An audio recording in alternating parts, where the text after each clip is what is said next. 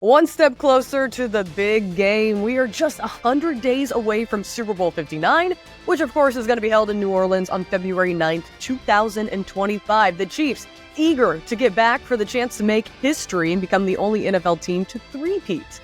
We're going to check in with the back-to-back champs now ahead of Monday Night Football. What is up, Chiefs Kingdom? Happy Friday. I'm Hayley Lewis, and this is Chiefs News Daily. Kansas City gearing up for the Tampa Bay Bucs to head into town for a little weeknight showdown. Monday Night Football is back in the Kingdom, and we're going to check in with the Chiefs coordinators today to get the latest updates and news before we head into the weekend. But first, like and subscribe right here on the KCSN YouTube channel, and let's get into this one. With Monday Night Football pushing the Chiefs week back just by one day, today is not the usual Fast Friday with head coach Andy Reid. Instead, Fast Friday is actually going to be tomorrow on Saturday, and today the coordinators stepped to the podium to speak with the local media. So we got a few housekeeping notes off the top on the injury front, and then we're going to dive into the presser sound. Yesterday, we learned that 3 players did not practice, while 2 others were limited in practice. Defensive end Mike Dana returned to the practice field after being sidelined for the past few weeks. He was limited as a participant with that pec strain. Running back Kareem Hunt was also limited. He was listed with a quad injury. The 29-year-old popped up on the Chiefs practice injury report last week as well, but that time it was a hip injury. He still played the entire game against the Las Vegas Raiders. Offensive tackle Ethan Driscoll, cornerback Nagy Johnson, and wide receiver Juju Smith-Schuster all did not practice as expected. That was shared by Big Red before the players stepped onto the field. Now, another thing to point out, quarterback Patrick Mahomes is also on the list with an ankle injury, but he was a full participant. During last Sunday's game, QB1 got his ankle rolled up on a little bit, in the words of Coach Reid, but he was fine as he went on. On Friday, Juju Smith-Schuster was the lone player expected not to practice, as shared by Chiefs beat reporter Matt McMullen. Now, for the Bucs, there are a few injuries to monitor. Wide receiver Mike Evans, who hurt his hamstring in Week 7, did not practice. Reports say he is expected to not play this coming Monday.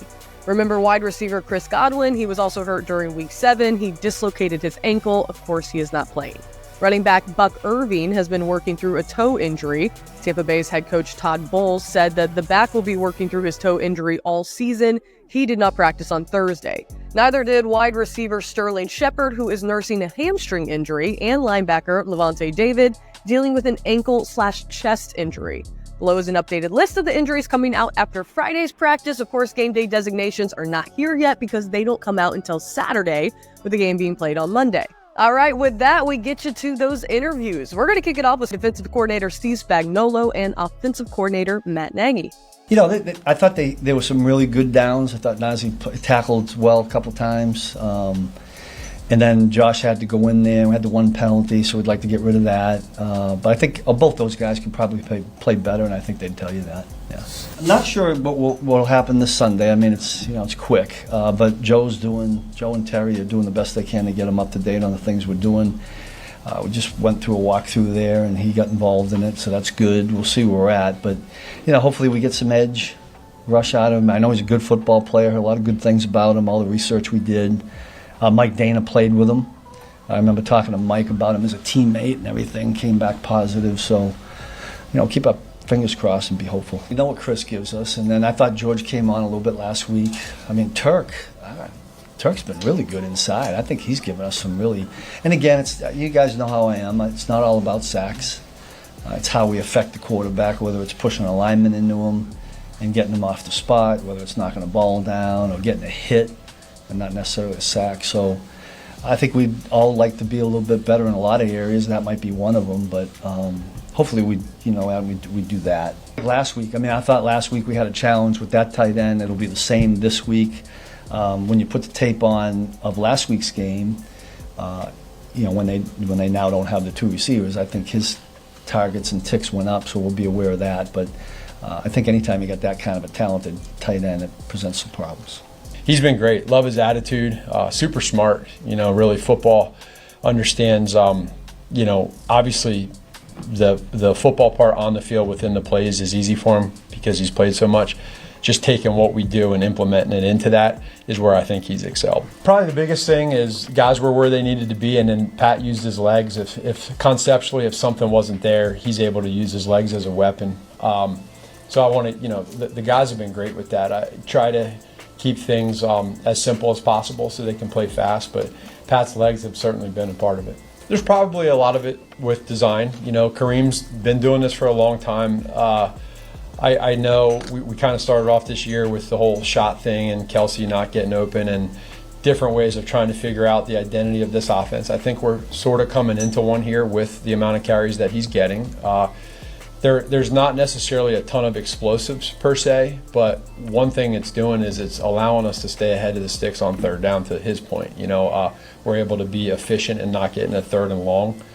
I think it all kind of ties together. We had a couple long drives last week with a 19 play and a 13 play, so it's been good for us. Refreshing, and I think it goes to show, again, it starts at the top with Coach Reed and Brett Veach, the type of players you bring in. Now, Pat and Kels have been here a long time. What happens is other guys see that, and when you see that and you feel that and you live it on the sideline when maybe there's not a great fantasy number game for somebody, but we win, in the locker room everybody's celebrating the same way. They're not pouting because we won and I had one catch for 12 yards. We don't have that on this team. As a coach, I can't tell you how refreshing that is. And again, it starts with those guys. They understand what's most important, and they're looking for they want the team rings and trophies, because that's how people remember you. They don't remember the fantasy numbers, when you don't win, honestly. What's important to them is winning football games and winning trophies and championships and rings. When you discover a new binge-worthy show or a song that you bump on repeat and you have to share it with your friends so they can experience just how awesome it is, that's kind of what it feels like when you discover Mint Mobile offers premium wireless for $15 a month when you purchase a 3-month plan. That's such an awesome deal, there's no way you can keep it to yourself. Friends don't let friends overpay for wireless. Say bye-bye to your overpriced wireless plan and switch to Mint Mobile. Mint Mobile is here to rescue you and your squad with premium wireless plans starting at $15 a month. To get this new customer offer and your new 3-month premium wireless plan for just $15 a month, go to mintmobile.com/KCSNCND. That's mintmobile.com/KCSNCND. Cut your wireless bill to $15 a month at mintmobile.com/KCSNCND. $45 upfront payment required, equivalent to $15 a month. New customers on first 3-month plan only. Speed slower above 40 gigabytes on unlimited plan. Additional taxes, fees, and restrictions apply. See Mint Mobile for details. Today, we also got to hear from defensive tackle Chris Jones, so step into the podium now, Stone Cold Jones, ladies and gents. I haven't been able to be on the field with him yet, as in a live practice, so get to figure it out today. Watch film on him, he's fast, good get off. I think he'll add very good value to this defensive line, and hopefully get us more sacks. That's always a plus, and help us affect the quarterback. When you get a new player in like that, how do you like to maybe welcome them to the team in your own way? It's no certain way, just hey, hi, how are you? Fucking 30 years old, what you want me to do? Give him a high five. Hey, how are you? When you see new guys come in during the year, he seems pretty excited to be here, obviously. Another team becomes a team that's undefeated with a lot of great defensive players on it. Do you feel that kind of energy when guys get in the room, how excited they are to be a Chief? I think it's a culture difference, you know what I mean? This culture here is fun, goofy, personality-wise. We got a lot of characters in the defensive line room, so it's a very intriguing group. I think it's fun to be around, but we also work hard, so I think he was able to notice that from his time being here and make him excited to come to work.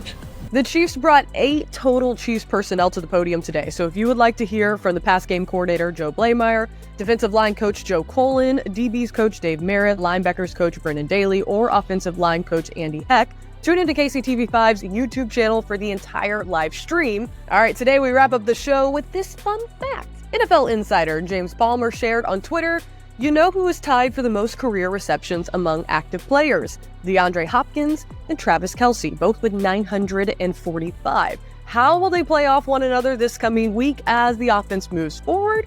We're going to have to wait on Monday to find out. But drop below in the comments your biggest takeaway from the press conferences and what you're going to be looking for on Monday night. Alrighty, folks, that does it for another episode of Chiefs News Daily. As always, we'll be back again after the weekend. But in the meantime, enjoy your weekend, enjoy the rest of your Friday, and we'll see you after Monday Night Football.